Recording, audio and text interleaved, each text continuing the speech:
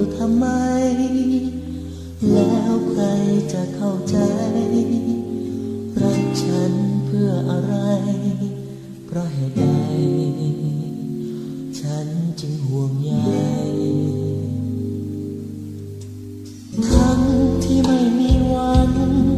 รักคงพังแหลกสลายรักเธอมอบให้ใครรู้แก่ใจฉันดี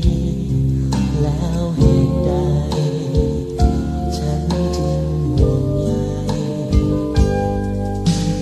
ไม่ว่าเพราะเหตุใดจะมีเหตุผลหรือไม่ใครจะเข้าใจฉันหรือไม่ก็ดีเธอ